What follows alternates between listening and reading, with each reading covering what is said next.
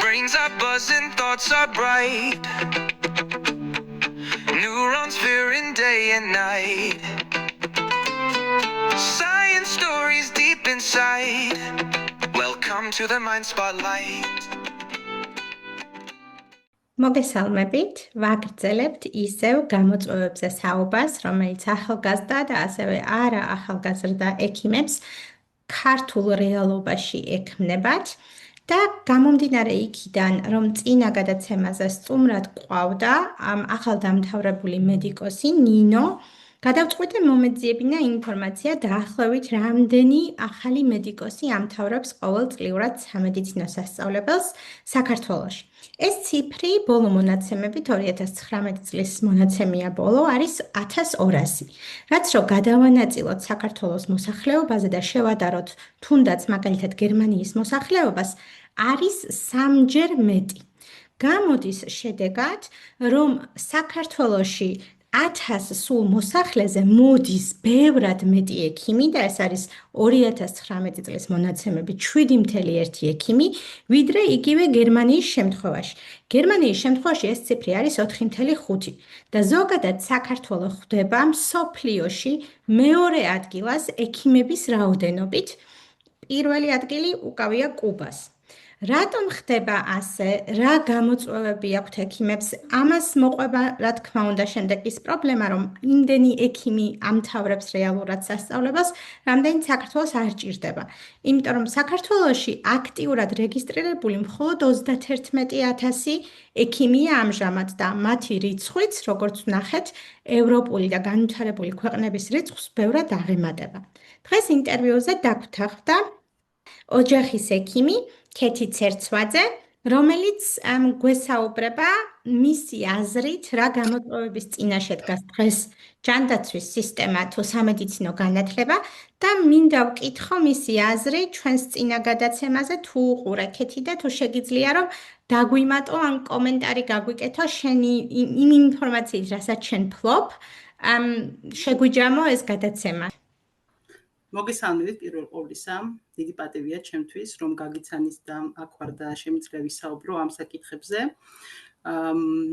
ვუყურე წინა გადაცემას სიამოვნებით და შემიძლია მოკლედ ვთქვა, რომ მთლიანობაში საქართველოში, როდესაც ადამიანი გადაწყვიტავს, რომ გახდეს ექიმი, მიმართავს სამედიცინო უნივერსიტეტს თუ სხვა უნივერსიტეტებს სამედიცინო კუთხით ჩასაბარებლად, უკვე იქვე იწყება მისი ბევრი პრობლემა. აქვე ვიტყვი, რომ თვითონ ეს სფერო არის ძალიან რთული სფერო, თვითონ თავისთავად თვითონ არის ამ სფეროში ბევრი სირთულეები, რის გადაახვეც უწევს ახალგაზრდა ექიმს, ახალგაზრდა სტუდენტს, მაგრამ უკვე ჩვენს რეალობაშიც, საქართველოშიც ემატება εμას კიდევ დამატებით სხვა პრობლემები, რომლებიც სამწუხაროდ წლები გადის, ათწლეულები გადის და არ გვარდება, არ იცვლება. აქედან გამომდინარე, მე შეიძლება უკვე ლიცენზირებული ექიმი ვარ, უკვე დიდი ხანია, მაგრამ როცა ამას ვისმენ და მიყვებიან სტუდენტები სხვა პრობლემებს თუ რეზიდენტები, ხვდები, რომ ის პრობლემები, რაც მე მქონდა ჩემს სტუდენტობის დროს რეზიდენტურის განმავლობაში, პრაქტიკულად არ შეცვლილა. საიდან იწყება? პრობლემების სათავე ის არის, რასაც მე ვამბობ, რომ ძალიან ბევრი ადგილია გამოყოფილი რეალურად. ერთ-ერთი მთავარი პრობლემა შეგვიძლია ვთქვათ არის ეს. საქართველოში, როგორც მოვიძიე ინფორმაცია, მაგალითად თბილისის სახელმწიფო სამედიცინო უნივერსიტეტს ამთავრებს დაახლოებით 200 სამკურნალო ფაკულტეტს გულისხმობ მხოლოდ. ამის გარდა არის სხვა ფაკულტეტები, არის კიდე 20-მდე სხვადასხვა კერძო უნივერსიტეტი, სამედიცინო განხრით და სხვა დარგებით. მთლიანობაში, როდესაც ამდენ უნივერსიტეტს ამთავრებს ვთქვათ და ისე რომ არ არის განსაზღვრული რეალურად რამდენი ჭირდება იმ კონკრეტულ წელს თუ ახლოს წლებში ქვეყანას, ეს რა თქმა უნდა შექმნის ძალიან დიდ პრობლემებს. პირველ ყოვლისა ამ ახალგაზრდა ექიმებთან. კი ბატონო, ანუ ეს ციფრი 1200, რაც მე ესე მოვიპოვე, სავარაუდოდ შეიძლება იყოს მართალი, ხომ? თუ გავითვალისწინებთ იმას, რომ ამდენი სამედიცინო შეიძლება იყოს მართალი, ცოტა რთული არის ზუსტი სტატისტიკის მოპოვება საქართველოში, არ არის მარტივი. თუ ჩვენმა მაყურებელმა იცის ზუსტი უფრო ზუსტი ციფრები სიამოვნებით მოგწეროს, წავიკითხავთ. და ეს პრობლემას ქვის, იმიტომ რომ როდესაც ამდენი ძალიან ბევრი სტუდენტის გადამზადება ხდება, რა თქმა უნდა ხარისხი ვერ იქნება კარგი და ამასთან დაკავშირებითაც მინდა ვისაუბრო. და მერე კიდევ ის პრობლემა არის, რომ ამთავრებს სამედიცინო უნივერსიტეტს ძალიან ბევრი ექიმი, რომლის ადგილი უკვე აღარ არის რეზიდენტურაში და არ არის საერთოდ ჯანდაცვის სისტემაში. და ეს ადამიანები, ეს ახალგაზრდა ექიმები, ძალიან მონდომებული, ძალიან ჭკვიანი, ძალიან მოტივირებული ახალგაზრდები რჩებიან პირდაპირ მნიშვნელობით ჰაერში. უწევთ ამ პროფესიის შეცვლა, ან ლოდინი, როდის შეძლებენ ამ სისტემაში შემოსვლას, ან ძალიან დაბალ პოზიციებზე მუშაობას, როგორც არის ექიმის ასისტენტი თუ უმცროსი ექიმი ძალიან დაბალ ანაზღაურებაზე. და საუბარი არის ძალიან ბევრ ადამიანზე, ანუ ეს არ არის ერთეული შემთხვევა. ათეულები და ასეულები გამოდის. ამ საკითხზე არავინ არ საუბრობს სამწუხაროდ და ეს საკითხი უკვე ბევრი წლები ასე მიმდინარეობს. და ეს იწვევს ძალიან დიდ ქაოსს სამედიცინო განათლებაში პირველ ყოვლისა და აი ამ გზაში, რაცაც გადის ახალგაზრდა ექიმი, სხვა საკითხებთან ერთად ესეც ემატება ამ საკითხს და ეს ადამიანები ძალიან შეწუხებულები არიან, უკვე ბევრთან მომიწია საუბარი, ბევრს ვესაუბრე და ისედაც მაინტერესებდა და ახლა ჩვენი შეხვედრისთვის კიდევ ვესაუბრე. და არის პრობლემა. ვიცით რას ვფიქრობ, ანუ ეს პოლიტიკა ასეთი მარტო სახელმწიფოს ვერ დავაბრალებთ ალბათ, ასევე მთლიანად ჯანდაცვის ბიზნესად ქცეული ჯანდაცვის სისტემის, რომ იაფი მუშა ხელი იშოვოს, SMS-ის მე, იმიტომ რომ ექთნების რაოდენობა 5-ჯერ დაბალია ვიდრე განვითარებულ ქვეყნებში. ასისტენტებად უწევთ ამ ახალგაზრდა ექიმებს, ასე ვთქვათ, მუშაობა, ან უწევთ მუშაობა სხვადასხვა კომპანიებში, ანუ იმ სამუშაოს შესრულება რეალურად, რაც მათი მიღებული განათლებით, ასე ვთქვათ, უკვე ზეკვალიფიცირებულები არიან რეალურად იმ სამუშაოსთვის, რისი შესრულებაც უწევთ, რადგან რეზიდენტურაში ვერ ხვდებიან. აქ არის მთლიანი სისტემური პრობლემა. ვერ შევძლებთ ჩვენ რომ რაღაცა ერთ ადამიანზე ვისაუბროთ, იმიტომ რომ ათეული წლები გადის, მინისტრები იცვლებიან, მინისტრის მოადგილეები იცვლებიან ჯანდაცვაში, განათლების სისტემაში, თქვათ სახელმწიფო უნივერსიტეტში, სამედიცინო უნივერსიტეტში და ასე შემდეგ. პრობლემები არ იცვლება. თითქმის არ იცვლება. ცდილობენ ხოლმე თქვათ ვეკითხები, რომ აი თქვათ რომ შეიკრიბოთ, მიხვიდეთ თქვენს უფროსობასთან, თქვათ რაღაც ზოგად პასუხებს იღებენ ხოლმე, შეიძლება, ხან-ხან არც აქვთ ხოლმე შეხვედრები, მაგრამ ეს არ მიდის ცვლილებებამდე. და მე უბრალოდ ამას ვფიქრობ, რომ რაღაცა აი ზედაპირულად სადღაც რომელიღაცა ზედა ეტაპზე ცვლილებების გაკეთება, როცა ქვეშ არის პრობლემა. მთავარი პრობლემა ის არის, რომ უნივერსიტეტები იღებენ ბევრად მეტ სტუდენტს, ვიდრე რეალურად ქვეყანას სჭირდება. ახლა ჩვენ ვსაუბრობთ სამედიცინო კუთხით და ალბათ შეიძლება სხვა სფეროებშიც ასე არის, მაგრამ ჩვენ ვსაუბრობთ ჩვენ სფეროზე. იღებენ შეიძლება 2-ჯერ და 3-ჯერ მეტ, იმიტომ რომ ახლა მაგის ზუსტი ციფრებიც შეუძლებელია რომ გქონდეს. იღებენ ალბათ 2-ჯერ და 3-ჯერ მეტ სტუდენტს, ვიდრე ჯერ საერთოდ ეს უნდა იცოდეს ჩვენმა მაყურებელმა, რომ სტუდენტი დიპლომით და ახალდამთავრებული სტუდენტი დიპლომით ვერ იმუშავებს ექიმად, მას სჭირდება ლიცენზია. ლიცენზიისთვის სჭირდება რეზიდენტურის გავლა და ლიცენზიის სალიცენზიო გამოსის ჩაბარება. ანუ აქ არის ბარიერი, რომ ჯერ უნივერსიტეტი იღებენ ბევრ სტუდენტს, ძალიან ბევრ სტუდენტს, არ ვიცი 2-ჯერ, 3-ჯერ, 4-ჯერ შეიძლება მეტ სტუდენტს. თქვა დამთავრებს, შეიძლება რაღაც ნაწილი ანებებს თავს, როგორც მეუბნებიან, მაგრამ საკმაოდ დიდი რაოდენობით მაინც ამთავრებს. და ამის შემდგომ უკვე რეზიდენტურაში შემოხვედრა შეუძლია, ამის ნახევარიც ვერ ხვდება რეზიდენტურაში, ანუ ადგილები რეზიდენტურაში ცხადდება 2-ჯერ, 3-ჯერ უფრო ნაკლები. და ეს პრობლემა ხო სტუდენტები ახლა ცნობილია, ეს ხო არ არის რაღაცა ისეთი პრობლემა, რაც ცნობილი არ არის. ეს წლები ესე გრძელდება და ეს პრობლემა ძალიან დიდი ხანია დგას. კი, ესე არის. ესე არის, არ ვიცი როგორ უმკლავდებიან ამას, ანუ მე ვცდილობენ რომ სხვა სფეროებში წავიდნენ, ზოგჯერ დაანებონ თავიანთ პროფესიას, აი თქვენ წინა გადაცემაშიც იყო ამაზე საუბარი, რომ რაღაც სხვა სფეროებს ცდილობენ რომ მოერგონ. ძალიან სამწუხაროა, იმიტომ რომ 6 წელი სამეცნიერო უნივერსიტეტში სწავლა, ამხელა ენერგიის ჩადება, თუნდაც ოჯახზე ყურადღების მოკლება, ძალიან ესე მთელი თქვათ ახალგაზრდობის საუკეთესო წლების გატარება ამ პრობლემებში და მე როცა აღმოჩნდება, რომ შენი პროფესიით ვერ იმუშავებ. ძალიან რეალურად დემოტივაციას უკეთებს ადამიანს. ძალიან დიდი დემოტივაცია ნამდვილად.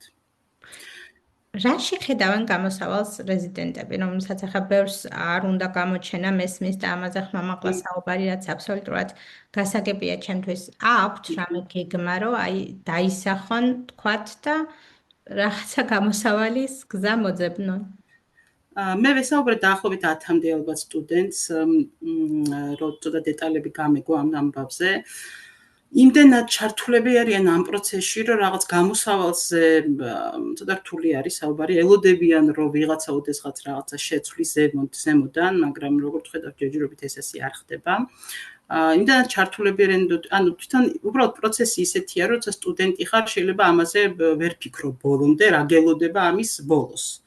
რაღაც ის იმედი გაქვს, რაღაც გარდა ამისა კიდევ ერთი, ასე ვთქვათ, ცოტა გასაქცევი გზა აქვთ, ანუ ამთავრებენ თუ არა ჩვენთან უნივერსიტეტს, ცდილობენ რომ წავიდნენ საზღვარგარეთ და აღარ ელოდონ აქ, ვთქვათ, ქართული ლიცენზიის აღებას და ეს ასე ვთქვათ, რაღაც გასაქცევი გზა არსებობს, უმეტესად გერმანიაში და ეს ნაწილობრივ კომპენსაციას უკეთებს იმ პრობლემებს და თითქოს ანუ ხმამაღლა იმიტომ არც ლაპარაკობენ, რომ რაღაც სადღაც გასაქცევი გზა არსებობს. გარდა ამისა, აი თუნდაც ამ ყველაფერს რო თავი დავადებოთ, ანუ ჩვენთან მოსვლაც მე მინდოდა რომ ჩამერთო რამდენიმე სტუდენტი და ჩვენთან მოსვლაც კი აქ თქვენთან მოსვლაცა საუბარიც კი პრობლემატური არის მათთვის, იმიტომ რომ მიაჩნიათ რომ სხვა მიზეზების გამო, მაგრამ ერთ-ერთი ის არის, რომ მათმა მომავალმა დამსაქმებელმა რომ ნახოს ეს გადაცემა, დღეს არავის არ უნდა ისეთ ახალგაზრდა ექიმთან ურთიერთობა და სამსახურში აყვანა, ვინც ცოტა კრიტიკულად იქნება განწყობილი.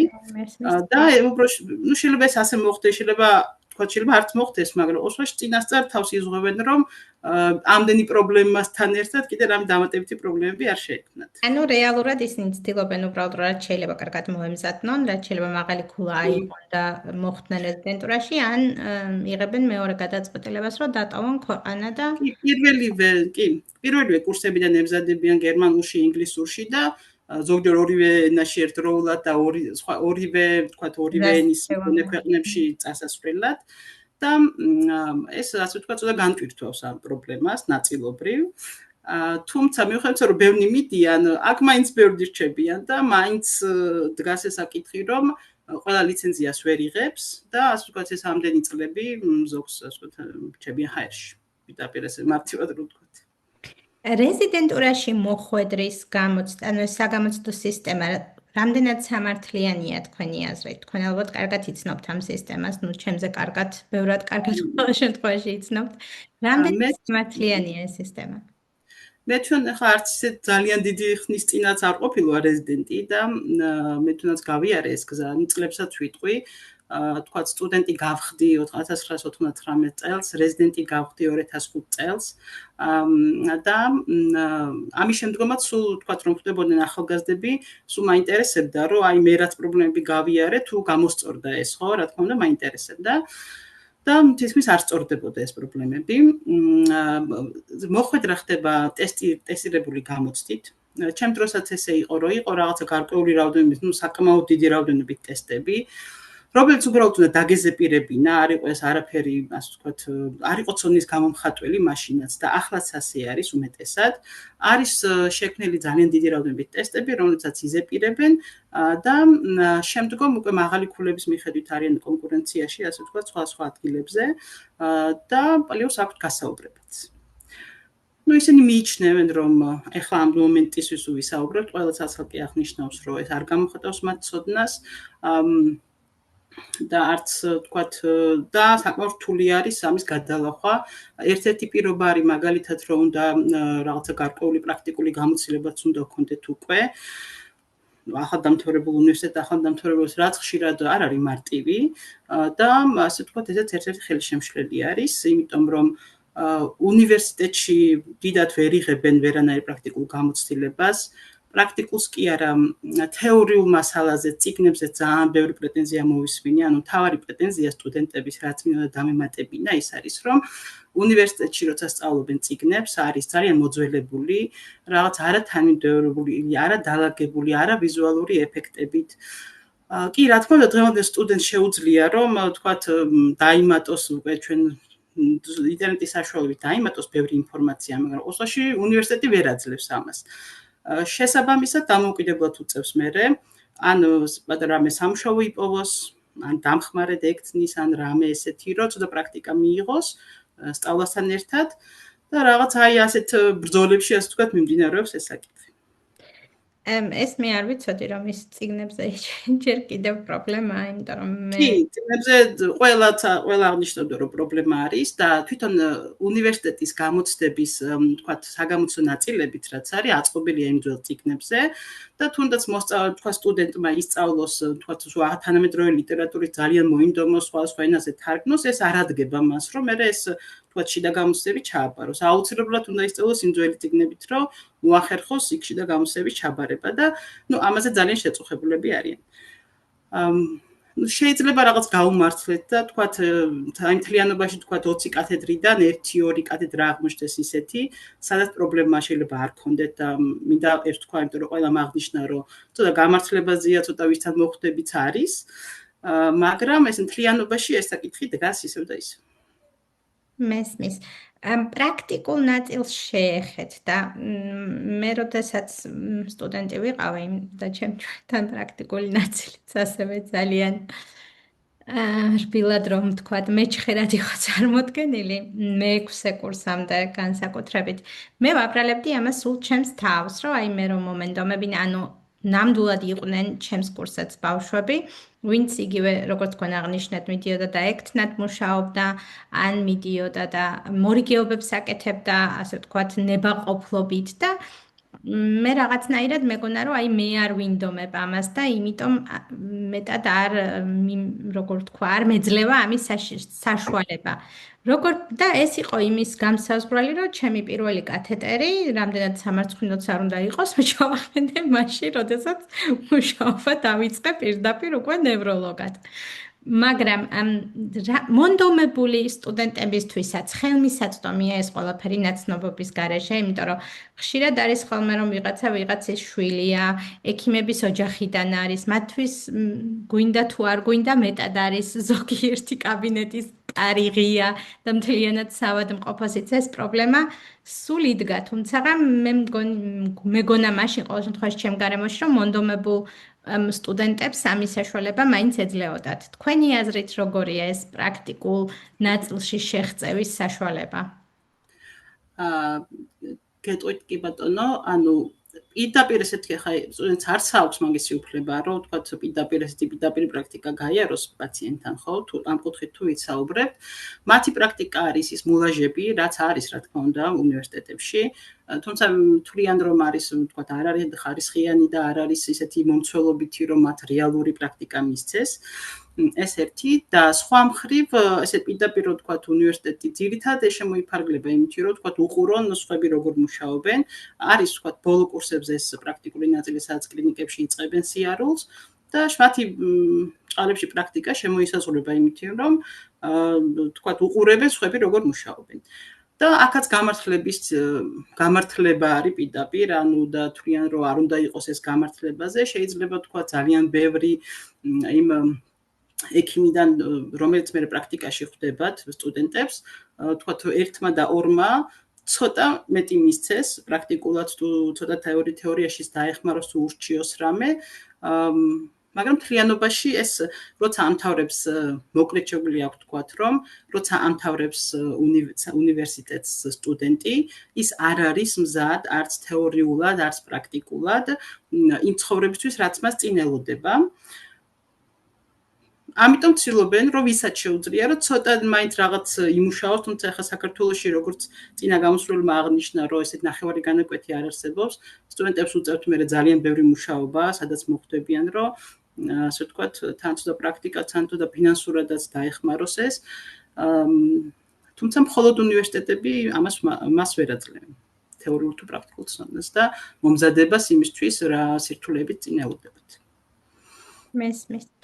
მე როგორც ხვდები, თქვენ ძალიან ხშირი შეხება გაქვთ სტუდენტებთან, რეზიდენტებთან. რას ურჩევდით აი იმ სტუდენტებს, ვინც აი ეხლა წელს ეროვნული გამოცდებისთვის ემზადებიან და აპირებენ, რომ სამედიცინო ჩაწერონ პირველ რიგებში, ამ მხოლოდ სამედიცინო ჩაწერონ მათ სასურველ ფაკულტეტებში? შევეცდები რომ მოკლედ თქვა, იმიტომ რომ მეც არა ვარ, თქვა, ოჯახის ექიმების ოჯახიდან არა ვარ. და აქედან გამომდინარე ძალიან ესე პირდაპირ შეხება მომიწია ყველაფერთან, თუმცა ერთი მხრივ ძალიან კარგია, რომ ოჯახი იყავდეს ექიმების, რომლებიც რჩევებს მოგცემენ, დაგეხმარებიან ყველანაირად, ეს ცუდი არ არის, ძალიან კარგია, მაგრამ მეორე მხრივ, როდესაც რეალობა ესეთია, რომ არავინ არ ყავს ვთქვათ რჩეველი, რა შემიძლია ვუთხრა, არ არის მარტივი, იმიტომ რომ ცოტა ინდივიდუალური არის, ცოტა გამართლებებიც არის და ასე შემდეგ. ერთი შემიძლია ვუთხრა, რომ თუ უნდათ ამ სფულ საქმეში ყოფნა და უნდათ საქართველოში ყოფნა, გაითვალისწინონ ის რეალობა რაც არის და კი ბატონო, ილაპარაკონ, მე ძალიან ვისურვებდი, რომ თქვათ სტუდენტებს, რეზიდენტებს ერთად ხმამაღლა ელაპარაკათ ამ პრობლემებზე რაც არის, იმიტომ რომ მეც თავის დროზე ესე ველოდებოდი, რომ ვიღაცა ზემოდან მოვიდოდა და მოვაგვარებდა ამ პრობლემებს, მაგრამ როგორც ხედავთ, 10 წლები გადის, ეს არ გვარდება. ერთი მხრივ ვისურვებდი, რომ უფრო ხმამაღლა ილაპარაკონ ამაზე. მე კიდევ ვურჩევდი, რომ ყველანაირი გზა გამოიყენონ, რომ პრაქტიკასთან ახლოს იყვნენ. რაც არ უნდა დახურული იყოს კარებები, მაინც თუ უნდათ აქ ყოფნა, უნდა იცოდნენ, რომ ეს კარები უნდა გახსნან რამენაირად. მე ცოტა ესეთი პირდაპირ ვიყავი და სადაც არ მელოდებოდნენ, იქაც შევდიოდი.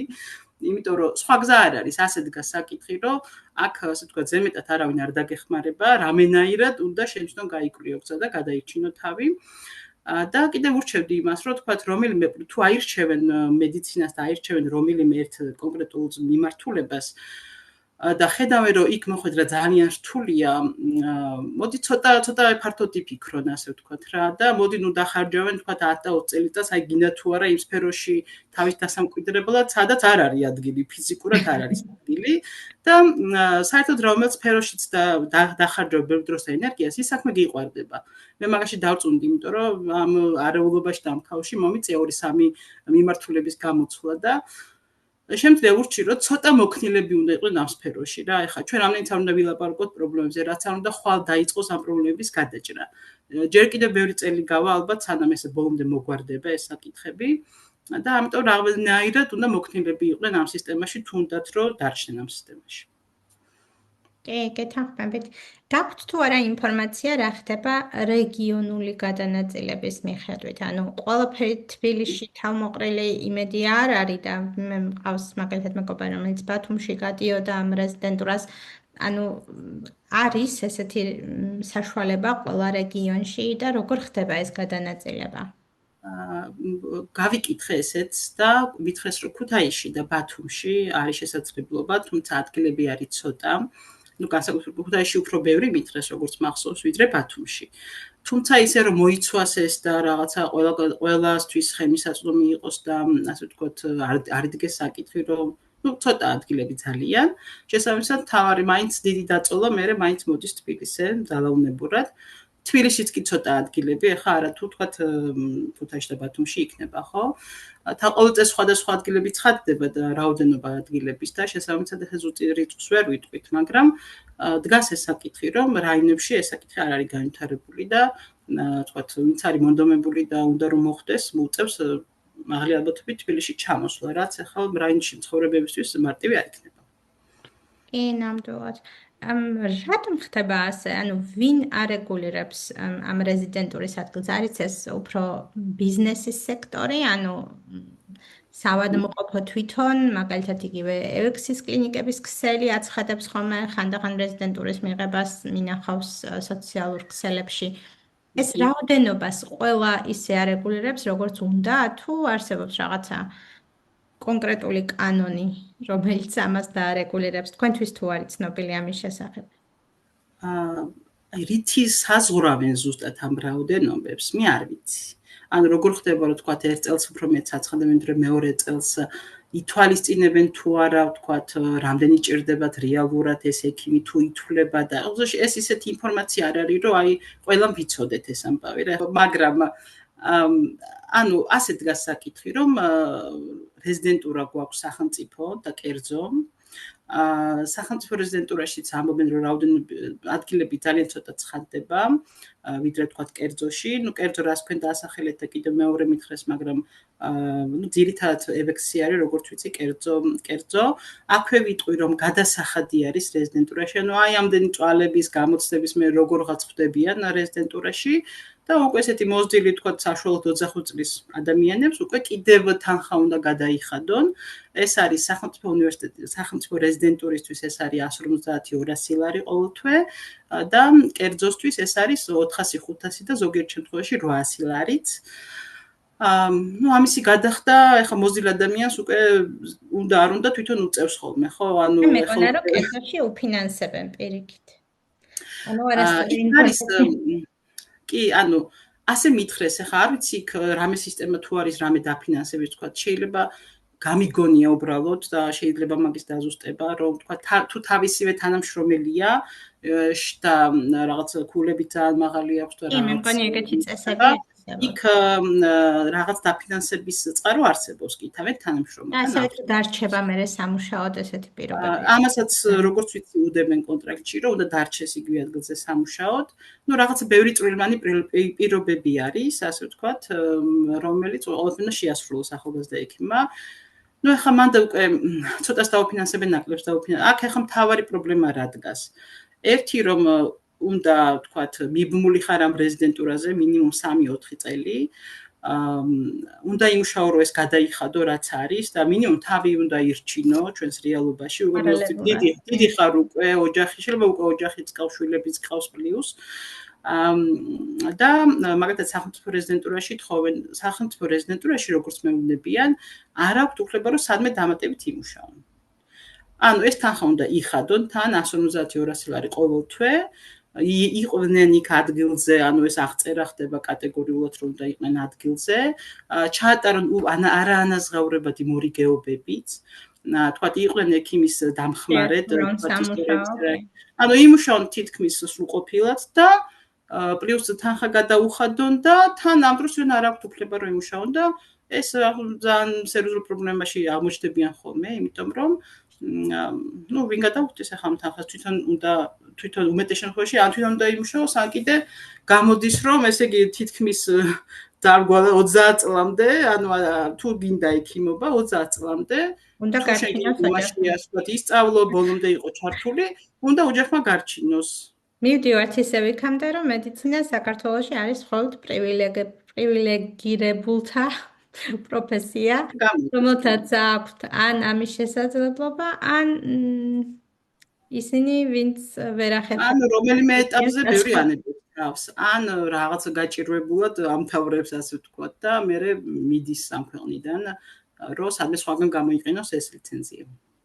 რას ურჩევდით იმ სტუდენტებს, ვინც ფიქრობენ ახლა რეზიდენტურაში ჩააბარონ, იწვალონ თუ არა, თუ დატოვონ ქვეყანა გულახდილად. იმ გზის მერე რაც თქვენ გაიარეთ და რასაც ახლა უყურებთ.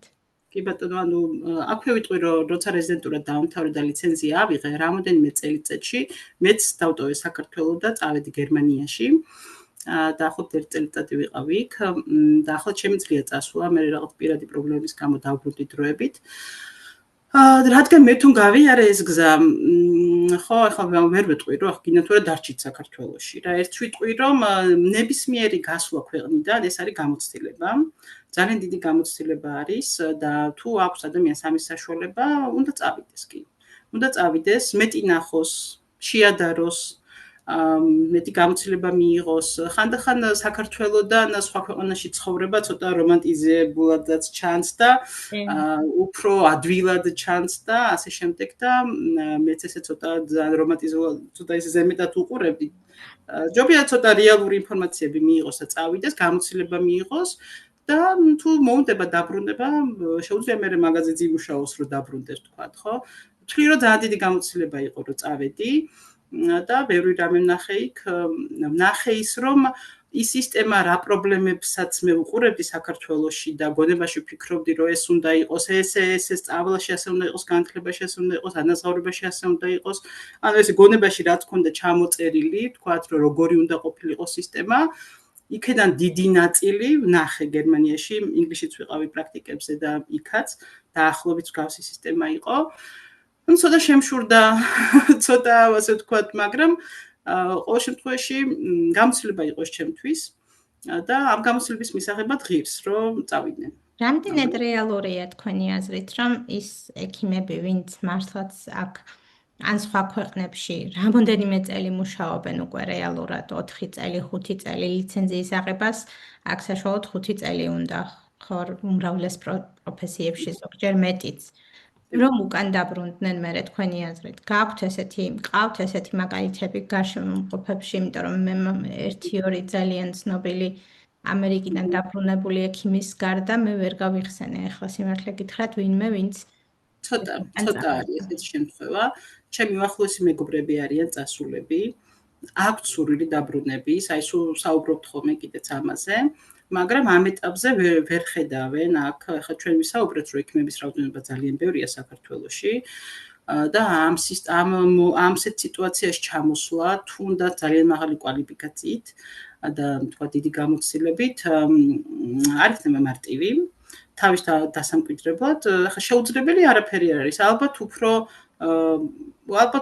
იქნება რომ თქვა ჩამოვიდნენ და თავისი კლინიკა გააკეთონ თუნდაც რაღაცა ცოტა თუ კიდე მეტი კლინიკა მე მგონი საქართველოს არ შეიძლება. ხო, ადგილი რამდენად არის ამისთვის ჩვენს რეალობაში ეს პრობლემა აშკარად ბევრად მეტი ექიმია ვიდრე საჭიროა. ბევრი. ეხლა ესე არის კი და შესაბამისად ადვილად ვერ ბრუნდებიან ასე ვთქვათ რა. მესმის კი. იმდენად ფართო თემაა რომ დღეს ჩვენ მხოლოდ რეზიდენტურის საკითხებს შევეხეთ. თუ თანახმა იქნებით ჩავწეროთ კიდე ერთი ნაწილი შემდეგ უკვე ექიმების კუთხით, ანუ უბრალოდ ექიმების გადმოსახედიდან, ან იმაზე სასაუბროთ, თუ რა პრობლემებია უკვე ასე ვთქვათ პოსტრეზიდენტურის პერიოდში უკვე ლიცენზირებული ექიმების წრეში. კი ბატონო, ჩავწეროთ აუცილებლად. მე თვითონ მინდა რომ კიდევ უფრო მეტმა სტუდენტმა მოვიდეს თქვენთან ისაუბროს, მინდა რომ რეზიდენტები მოვიდნენ თქვენთან ისაუბროს, იმედია რომ ეს ჩვენი ორი გადაცემა იქნება ბევრ სხვებისთვისაც მოტივაცია. მინდა რომ სხვა ექიმებიც მოვიდნენ და ისაუბრონ, თუმცა მესმის ეს საკითხი რომ ყველას არ შეუძლია ამაზე საუბარი. ეხლა მე როცა თქვა წინა სამსახურში სადაც ვცდილობდი თქვა ცოტა კრიტიკული ყოფილიყავი, ეს ყოველთვის იყო პრობლემური, ანუ ვერაფერზე ხმას ვერ ამოიღებ ადვილად, ეს პრობლემებს გიქმნის. ახლა იმიტომ შემიძლია ვისაუბრო, რომ ისეთ სამსახურში ვმუშაობ, სადაც იმედი მაქვს, რომ სადაც ისედაც ვსაუბრობ ამ თემებზე და თავისუფალი. ხო, ისედაც ვსაუბრობ ამ თემებზე და სადაც უფრო ნორმალურად ვგრძნობ თავს და ასე შემდეგ და უკვე იმდენი პრობლემა დაგროვდა, რომ შეუძლებელია რომ ამაზე არ ვილაპარაკოთ, ასე ვთვლი. ასევე ძალიან მინდა ვთხოვო ჩვენს უფროს კოლეგებს, ჩემზე უფრო გამოცდილებსაც, ვინც თქვენ გადაცემას ნახავენ, რომ გაარკვიონ რა პრობლემები არის სამედიცინო. შემხვდა სხვა შორის რამდენიმე კარგი პოსტი უფროსი კოლეგების, რომლებიც ამბობდნენ, რომ ამ საკითხს დააყენებენ ძალიან სერიოზულად და მინდა რომ დაუკავშირდე და ცოტა ინფორმაცია მივაწოდო, ან დავეხმარო როგორც შემიძლია. რომ თვითონ ვერ ახერხებენ ეს ახალგაზრდა ექიმები ამ პრობლემების, აი გადაცემაში მოსვლასაც ვერ ახერხებენ და ძალიან სასურველი იქნება, რომ უფროსმა კოლეგებმა, რომელსაც თავის სიტყვა ეთქვით, უფრო მეტი რომ ოდესმე რაღაც ფორმა მიეცეს ამ სამედიცინო განათლებას, იმიტომ რომ შეუძლებელია, რომ სამედიცინო განათლებაში იყოს ამდენი პრობლემა და ამაზე დავაშენოთ ზედიზედ ჯანდაცვა, რომელიც მოგვეწონება. შეუძლებელია ალბათ. დიდი მადლობა კეთი. ჩვენს მაყურებელს ვუსურვებ სასიამოვნო საღამოს. გამოიწერეთ ჩვენი არხი და უყურეთ ჩვენ სხვა ვიდეოებსაც. დიდი მადლობა. ნახვამდის ასევე მადლობა.